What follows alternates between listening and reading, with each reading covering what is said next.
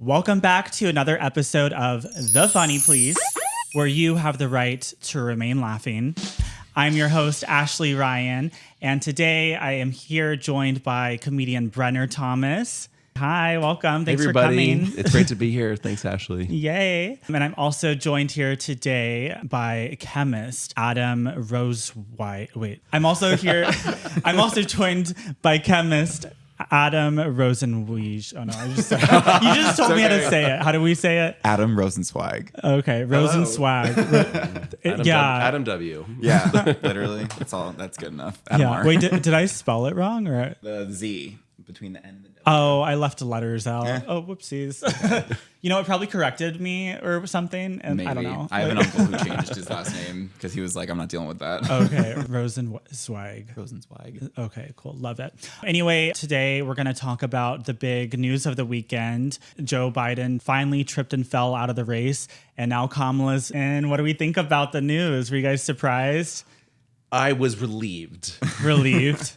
Definitely relieved. I've been a big supporter of Biden, and after the debate, I was like, oh no, girl, no, like this is not our guy. Like I wouldn't let this man drive my car, let alone like run the country. Mm-hmm. So I was getting really upset that it was taking so long for him to step down. And I was like, I knew in the back of my mind, like, you know, this takes time. They got a plan. They got to figure out who's going to, there's a whole plan that to figure out. So when they announced he was stepping down, it was just like, yeah, now we have a shot. Like, I don't know if she's going to win, but like he was definitely not, Sleepy Joe was not going to win. Mm-hmm. Yeah. I mean, I was watching that debate at the gym. I was like literally doing crunches or whatever.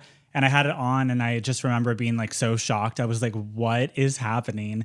Like, it reminded me of like when do you remember ever getting like nervous for like a speech in middle school or whatever? And then you just kind of like freeze or like don't know what to say or like stumble across your words. I felt like that's kind of what happened. But I'm like, wait, you've been president like for a while. You've been vice president. Like something is like really going on and he's not just sick. Like, Yeah, that wasn't nerves. That was like, yeah. I mean, what were your thoughts? I was shocked that like the Democrats did anything like substantial. Like I had seen so much discussion of people like wanting it to happen. I was just so surprised that it actually happened. Not that I'm like a huge fan of either of them in particular, but what made me feel the best is like in the days following, the response from people online of like the excitement for Joe finally stepping down and like the way that everyone seems to be rallying behind Kamala. I'm like, oh my God, like we might actually have a shot. And that's like, I'm so relieved at that. Yeah, and we've never done this before as a country, and we don't want to like force someone like out of their spot. And I think we really have Nancy Pelosi to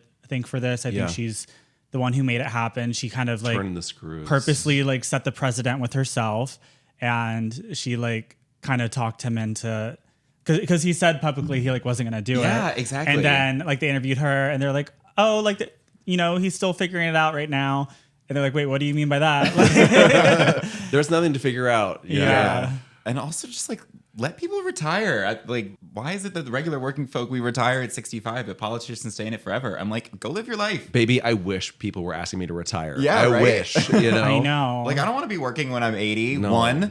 That's I crazy. don't know. Maybe it just like takes so long to work your way up in politics, Also, or like, I certainly would not want to be working at that age. right. Like, I get it. I probably will because I worked with Joan Rivers on The Fashion Police. I was her intern, and like just like that drive, like as a comedian or like I don't even me doing like this podcast, like it's exciting to like get out there and talk about stuff. And she's the first one to set every day. Her call time was like 3:30 or whatever.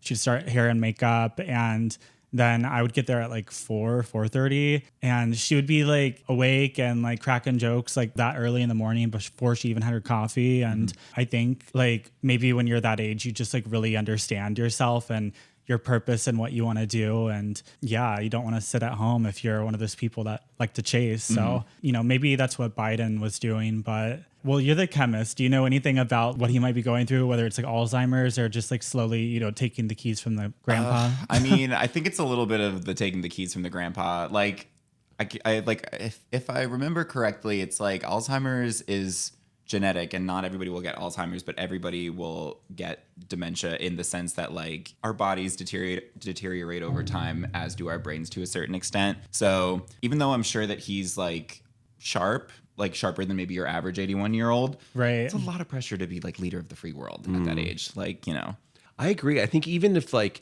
you have to trust that he has a good team around him and that in the moments that count, he's capable. But part of the job as president is being a statesman, statesperson, and like showing up and getting the public to buy into what you have to say. And if you can't do that, if you can't inspire like confidence, then like that's part of the job, man. You know? Yeah. And you have to be like really quick in negotiating, like especially when it comes to foreign matters. You know, we're basically in 2 wars right now, even though we're not like really, but we basically are. And so when it comes to like just like 2 world leaders being in a room together and just the 2 of them trying to figure stuff out without personal relationship, Biden, I don't think he has what it takes to carry that in the future. Like, and so I think this is a great idea to, you know, just let him focus only on his duties. And I kind of feel like with the way our election system works, like the last few months of a presidency are always like a wash because you're always trying to run for re-election again, unless it's your final term. But like, you know, it's definitely better this way. And maybe this could change stuff up in the future, like where we might have more people just doing 1 term and then giving it to someone else, maybe hopefully earlier on and not so late. But so you can really focus on the job. Yeah, actually focus on it. And like passing the torch and inspiring younger generations that eventually they can like take up the mantle of running the country and making the country like what we like our generation wants to see. Because that's like something that I've kind of felt in my like since turning 18 and like voting and participating in our political system was always kind of having a sense of like, oh, when's it our turn? Of like, because like the average age of Congress is like, I think it's like in the 50s or something like that. Like fact check me on that one, but it's way older. It's older than I think the average national population's age is. And so, you know, for like this whole generation of like millennials and now Gen Z, it's like, where's our representation like in Congress, in the White House, whatever, right? Because it's all these people who have been in politics for like 40 years. This is the first, I saw this yesterday and I think it's true. This is the first presidential election in 48 years that there hasn't been Biden, a Clinton, or a Bush. That's wild. Yeah. That's my entire lifetime. Yeah. Wait, first in 48 years? First in 48 without a Bush, because Bush ran as VP with Reagan back in 80. Yeah. So there's been like one of those 3 people, families. Those 3 families have been in it for Involved, they're dynasties basically. And like dynasties, they start and they go. I've never thought of it like that before. That's wild, right? Wow. That's going to be a clip. Cool. Yeah. Were y'all surprised that he kind of announced that it was going to be Kamala? Do you guys support that decision, or do you think it should have been someone else, or what do you think about them going just straight to Kamala?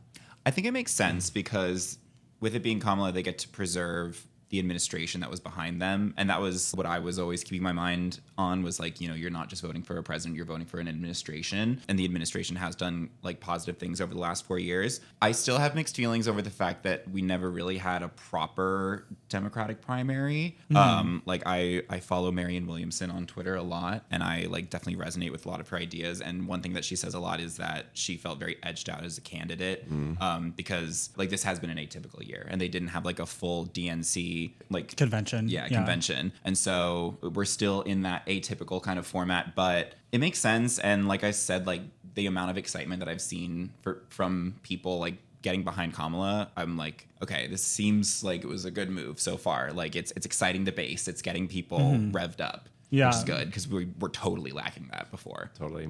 Yeah.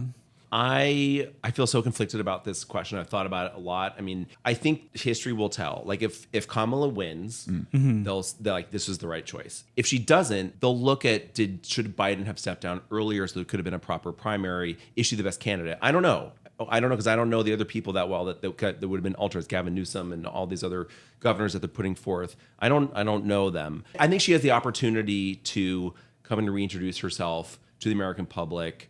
I had a conversation with someone today about a VP, and I was like, why don't I know more about what she's done?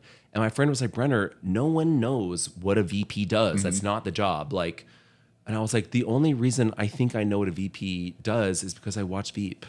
And like we have to acknowledge that everything that's happening is literally like an episode of Veep. It's Veep. So I'm like, well, I know what Selena Meyer's did. Like, why don't I know what you did? But I think a VP is just like the bitch of the president. You know, it's on HBO, right? Veep. Yes, and it's about this like ambitious VP who just wants power and will do anything for it. And so it's a focus on this job. It's really a great show. And she's the first female VP in the show. Yeah. And then like spoilers, but like eventually she like becomes becomes president. Yeah. Wow. So I don't know. I mean, I don't know what she's been up to, but I think that's the job of the VP is that you like you go to Capitol Hill and you're like, President Biden said this, and you better do it. So I have to like, okay, I'm excited for what she can do. I'm excited that we've got someone that can energize the base. I mean, compared to Hillary Clinton, and what's the difference between Hillary and Kamala? And I think one of them is like she can be way more authentic and less scripted than Hillary was, and I think that was Hillary's problem with it. She seemed too politician, too scripted. And the clips I see of like she's obviously smart, she's got the chops.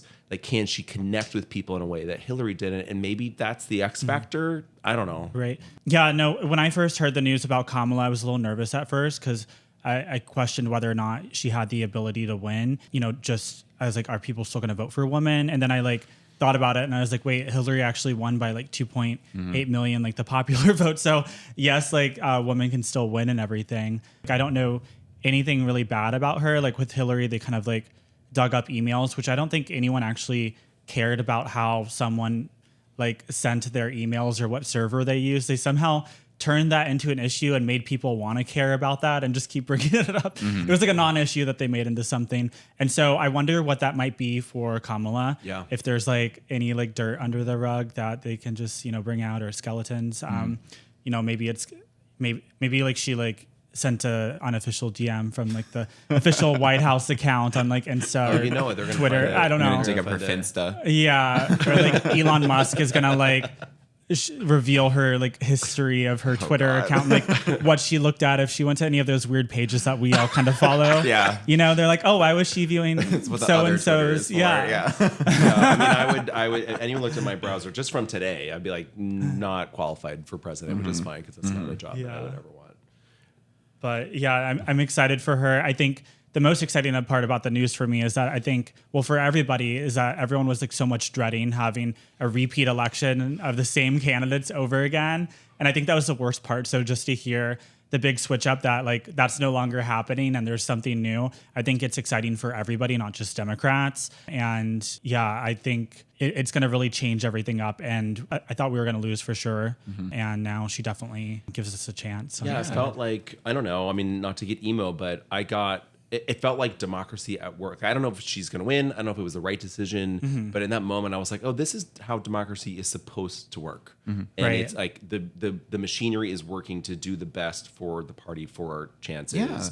And that like made me feel hopeful for the first time like in a while about this race. Yeah. Well, democracy is about like, it's about evolution. And like you were saying, like with it feeling like Trump versus Biden, it felt like exactly the same thing as 4 years ago. And you know, how is that supposed to inspire anybody in this country if we just keep running into these same situations over and over again? Whereas, like, this was a situation where there was so much outcry from the base that, like, it wasn't maybe the best thing for Biden to be running right now. And, like, that's why I was so shocked, because I was like, oh, my God, like, they listened.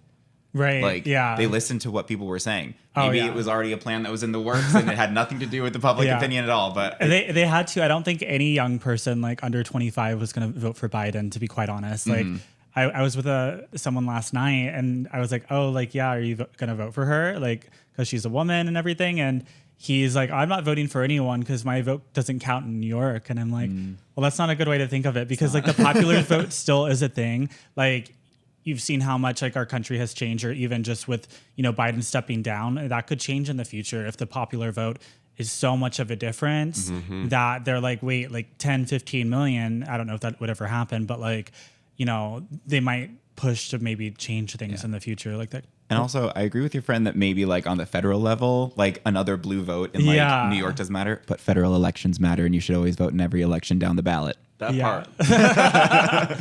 That's true. That's true. Do y'all think anything is going to change with her running? Like if she were to become president, or do you think everything's going to stay the same? I think we'd have a shot at actually getting Roe codified. under a female president. Yeah, definitely. Hello. Yeah. She's gonna get all the female. And she's super like articulate on that issue. It depends on what happens in the House, but all the polls show that Democrats are doing pretty well. And like in terms of Congress, it's really the presidential race that looks a little bit worse for us. So yeah, there's a shot for that. Yeah, that'd be pretty cool.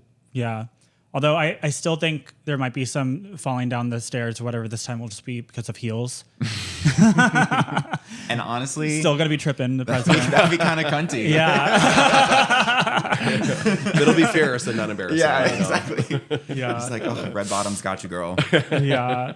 But yeah, I just wonder what's going to come out of this. Like, are the Republicans going to like be like, oh, we need to put a kitchen in the Oval Office now? I don't know. Girl, they're It already could get getting really after crazy. it. I think it's harder to pick on her though, like, cause like having a female, like I can understand, like just with the assassination thing, I can understand like people trying to assassinate a male president, but I feel like female, there'd be like maybe a different, cause I feel like everyone that's tried to Interesting. assassinate someone has Never thought about have that. they all been white men trying to assassinate the president? Yeah, for sure. I feel like Yeah. it might be a little different if there was a woman because they're like, oh, like we have to respect her. Or, No, I can't do that to no, moms. they don't. I can't do that to mama. Assassinators don't have values. Well, now I'm trying to think Southern. of like historical assassinations in general.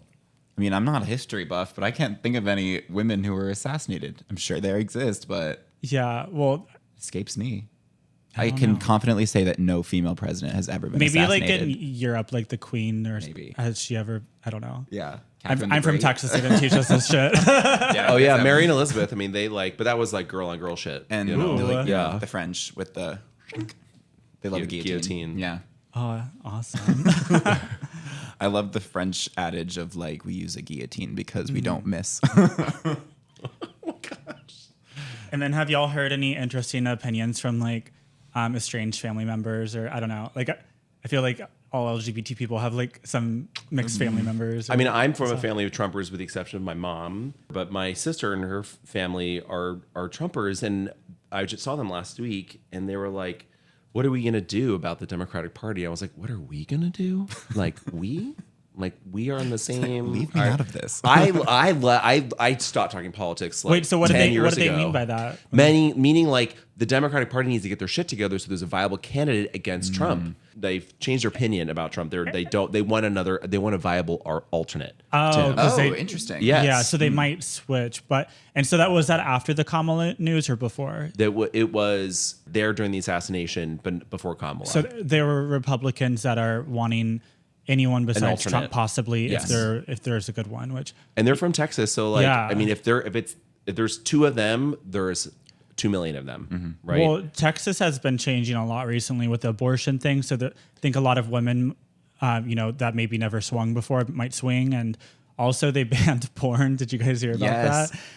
So Yes. now you can't like access Pornhub without like a VPN or whatever. What are people doing in Texas now? I don't know, especially because there's parts of it where like you're in the middle of nowhere. You're not living near anyone. Like, it might just be you and your cows. So like, what do people do? I mean, I live in the middle of everything, and I still am gonna go home and watch Pornhub probably tonight or tomorrow. Yeah. It's just barn like stays in the barn. So, but yeah, I know that because my family lives in Utah, and so I just noticed it last year. I like went to check on something. Check on something. Check on the news. yeah, the it was current like- happenings on Pornhub. Yeah, it was like you can't view this website because of this law, and it said please contact your like state to change it. wow. One of my best friends lives in North Carolina, and so they also have a porn ban. Yeah. and I'm like I can't even fathom. How are the kids supposed to learn how to have sex? Who will Not think through of the sex ed. children? Yeah, totally. I figured out that I was gay because I had things to look at, and because my friends in the 5th grade or something would bring over Playboy, and I'm like looking at a pair of tits, being like, okay, I'm supposed to feel something. I'm supposed to feel something. Like, oh, she's so pretty. you're like, yeah, I want to like like a let giant- out with Her hair, She's like a big Barbie. that top that she took off Like, I is love so how cute. she did this. The waves. But like it was definitely through porn that I like was able to identify like, oh, like, hey baby, you Yeah. like this. Yeah, porn That's is so wild. important. Porn is important. Porn is important. Porn is important. Title of the episode. Yeah. So yeah, I guess we decide that Kamala should bring porn into the debate. Yeah. She should. I think it's just important to us. Well, you know it's important to Trump. Yeah. For sure. I was gonna say, oh For sure. my god. Yeah. He's bookmarked some all the water sports sites. So That would be funny if that somehow did make it into the discussion. Honestly, the last debate was all about golf. I would we need not be surprised. we need to like have a like gay reporter. Maybe we'll have to go out there with a microphone and be like ask all these serious questions, then be like, so what's your take on porn? What's your position on porn? Like, Top, bottom, or side? yeah, because if they're actually changing that in states, it's kind of important. the golf moment in the last debate was like the most surreal debate I've ever seen. Like that was the most surreal part. Like here, like that was completely epitomized how out of touch these guys are. It was tone deaf. They're like arguing about their fucking, what's it called? Two white guys arguing about their golf game. They should be. It's 2024. They should be arguing about which kid had the better transition of theirs and who supported their kid more. Yeah, exactly. That was like 20 years ago. The golf. I couldn't believe it. I'm really excited about, like, I want to see Kamala go debate Trump. Yes. And he's already come out and said that the next debate, instead of ABC, he wants it to be on Fox. Great. Which I don't know. I think she could handle either network. But are you guys excited about seeing her with Trump? I mean, she's like, an attorney. She's been in the courtroom, and I think the clips where she really shines is like when she was in the Supreme Court confirmations in the Senate, and when she was like grilling Kavanaugh about it. And I just feel like she would really shine in those moments. Yeah. And also the bar is so low after watching that last debate where like ideas couldn't even be articulated.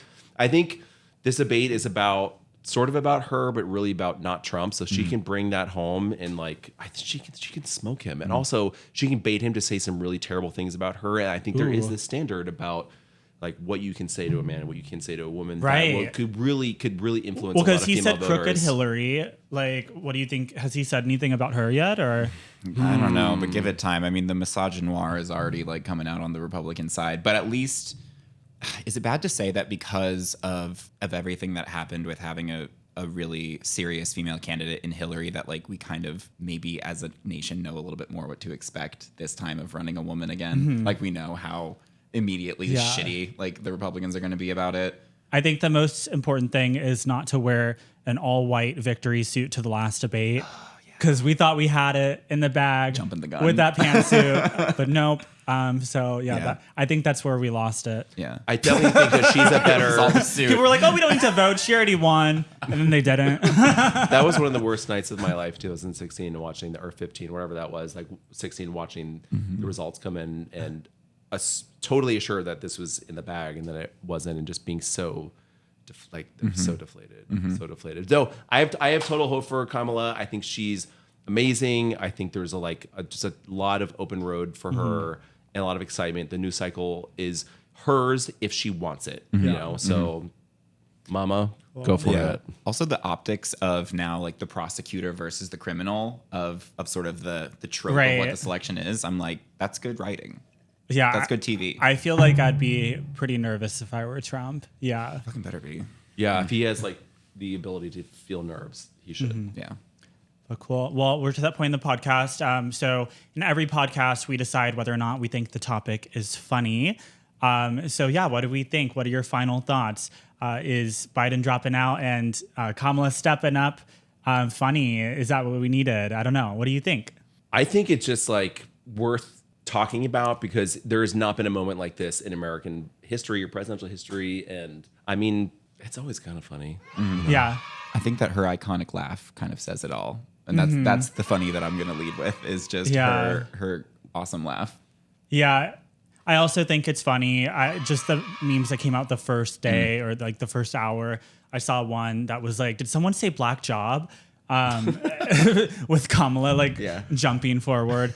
I think the SNL skits are going to be way better. Like they would have been kind of boring like with Joe Biden, but now they're going to step it up. Maya Rudolph's coming back. Baby. Oh, is she? She has to. Oh my God, she has to. yes. That's exactly what we need. I think one election, was it Hillary and Trump? They did a SNL spinoff where it was just like a show where they would just make fun of the presidential. Yeah. I do not remember I think I remember that. They released like maybe a special or two of just maybe it was after the debates or something. Yeah, like all their presidential clips. Yeah, I don't know. So hopefully that comes back again. That'd be some good funny content. But cool. All right. We all think it's funny. We're all excited to see what happens. All right. So where can we find y'all, Brenner? Brenner Thomas on Instagram and on 8th Avenue in Chelsea. I am at Adam the Chemist on Twitter and Adam_the_chemist on Instagram. Cool. And I'm Ashley Ryan TV on everything. Anyway, thank you so much for watching. Please like and subscribe, share with your friend. Please send this to your favorite Republican aunt or cousin or uncle. They need to hear it. And yeah, until next time, bye. Bye.